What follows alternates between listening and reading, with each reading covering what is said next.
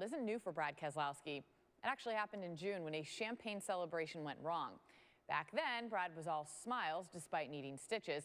Last week, the cut wasn't as serious, but the bad blood is still lingering. For the last 2 weeks, the real action has happened after the driving's been done. And while Keselowski qualified second in Phoenix for today, he's not in as good of a position with his fellow drivers. Marty Smith has more. With that, we welcome in Ron Jaworski. These last 2 weeks in particular, he's been playing out of his mind. So what's behind how he's been so successful in these record-breaking performances? Sarah, I went back and studied Ben's 86 throws over the last couple of weeks. Yes. Yes. Can I add another reason? Antonio Brown.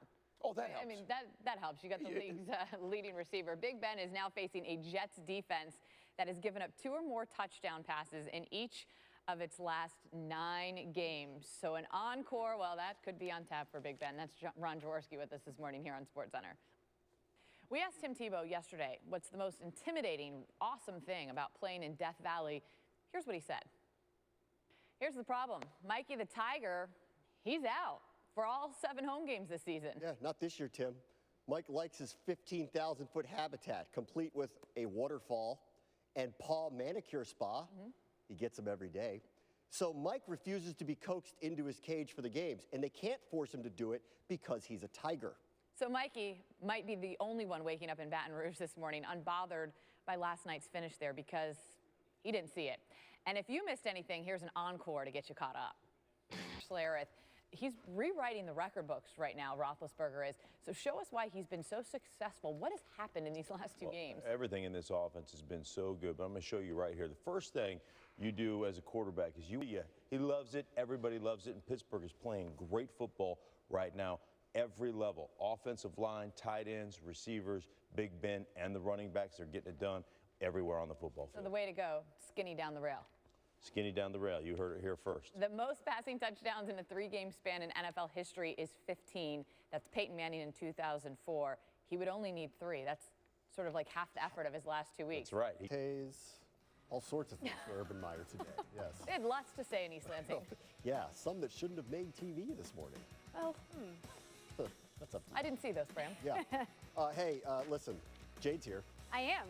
You get to pick one of us. I get to pick one. You get to pick one of us. Yeah. I think that's going to come down to a game between the two of you. Crazy Saturdays. Crazy Saturdays. Call for crazy things. Please. Something tells me Bram really wants to do the next show. Yeah. Wow. Sarah, enjoy. We got much more college football talk coming your way. It surely is Survival Saturday. Bram is surviving another 2 hours of SportsCenter right here with me. It starts right now. Win streak. If they want to keep that up, we have a guy who knows just a little bit something about protecting a quarterback. I think you earned yourself some watches as gifts back in the day. Occasionally. Mark Schlereth with us this morning.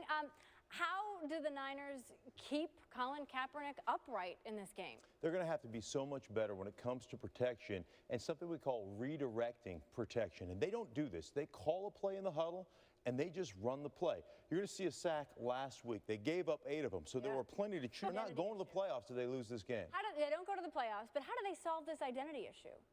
Well, it comes down to this.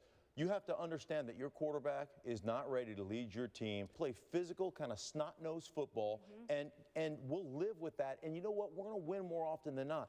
But they have gotten into they've just gotten into this, we're going to throw the ball all over the football field, we're going to play empty, and we're going to be the smartest guys in the room. And you know what? It's not that complicated.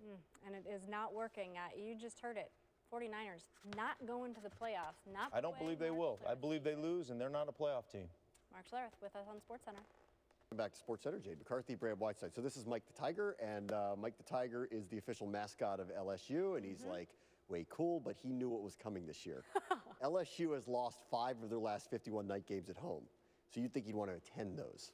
But 2 have happened this year, which may explain why Mike refuses to go into his cage to be on the field. So he hasn't gone to any of the home games this year. He's apparently gone the way of the tailgaters, those who would prefer to watch from outside the stadium. Only I'm not sure of what Mike the Tiger's TV situation is, but the situation on the LSU campus is this: alarm over their scarcely seen mascot. With our apologies to LSU fans, after Survival Saturday, well, we need an encore.